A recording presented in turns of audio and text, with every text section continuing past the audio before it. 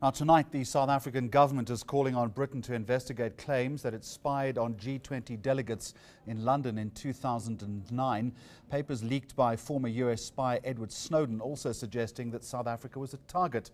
A newspaper reports that the British government monitored communications at G20 meetings in April and September 4 years ago. According to files, Snowden leaked delegates were directed to use certain internet cafes. British spies then hacked into those computers to intercept their communications. The newspaper claims that South African emails were singled out for special attention. Let's go live now to the United Kingdom. Our correspondent Olly Barratt is in London, standing by with more on this. A very dramatic story. Olly, good evening to you and welcome. All of this, I understand, goes back, in fact, to 2005. There was a meeting in Britain on a project to intensify spying on the South African Foreign Ministry. With what broad aim? Well, the papers allege, the documents in The Guardian allege actually that the UK was essentially trying to move some of its allies into line with some of its positions. Now, the 2009 G20 summits in question were all about trying to give a boost to the global economy. You'll remember at that time the financial crisis, the global financial crisis was in full swing, and the G20 summits in the UK, hosted by the government of the then Prime Minister Gordon Brown, were essentially designed to try and boost the global economy.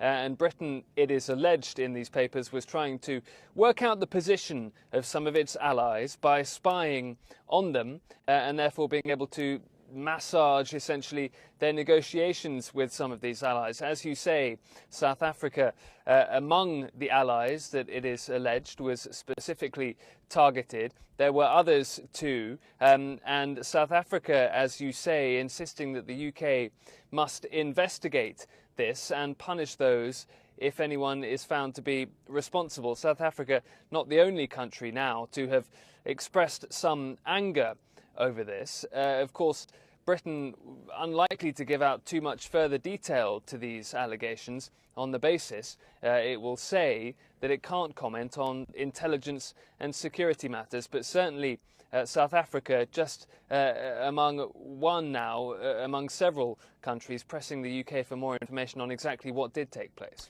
To what extent in these endeavours was Britain actually successful? Well, it's unclear. I mean, those summits in 2009 did achieve broadly what the UK wanted to achieve. Whether we can attribute that to any details, any information that British spies are said to have gleaned from this spying is very unclear at this stage, particularly, of course, as I say, because we are unlikely to have any comment in any real detail from the UK on what took place and what information they might have taken out of these endeavours. You know, the kind of things we're talking about at the G20 summit in 2009 are the setting up of internet cafes so that diplomats' emails in those internet cafes could be gone through. I think any these summits around the world are kind of aware that they are being monitored, perhaps even spied on by their host countries.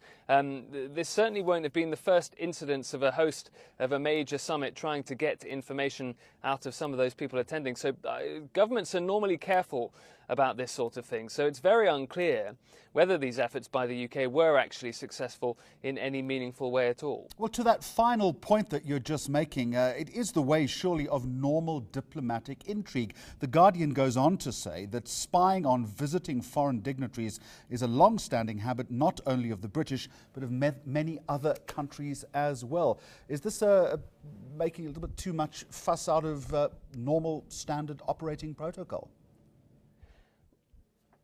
Well, I think what is unique about this story is that it has become a story. I think we can all expect that things like this go on at summits like this, and of course governments all around the world are spying on each other. What is unique about information seems to be now out in the public domain. It's normally an unspoken activity, of course, and what that gives rise to is the fact that governments who were spied on, it's claimed, will now have to react to it. And that makes the G8 currently underway in Northern Ireland a potentially awkward time for the hosts, the United Kingdom, because some of the people attending the G8 are among those who were at the G20 back in 2009, at the time of which this alleged spying took place. So it's certainly unique in the terms of the detail, the information that is now getting out into the public domain. And that makes the British response kind of unique, because normally they don't have to respond to these kinds of things in public. Just a final question then. Britain, or Turkey and Russia, should I say, furious about these allegations. South Africa calling on Britain tonight to investigate claims. Is this going to have any direct diplomatic impact on the countries that I've mentioned?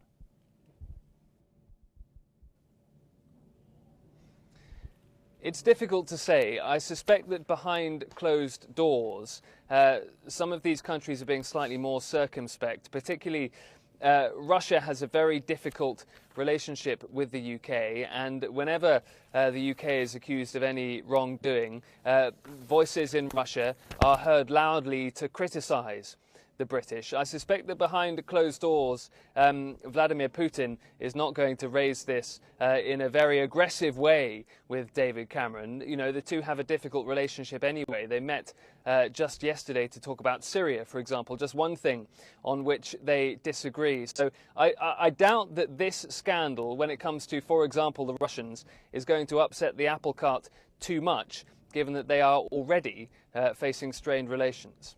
Appreciate that. Live from London, that's eNCA UK correspondent Olly Barratt. News that moves. eNCA.com.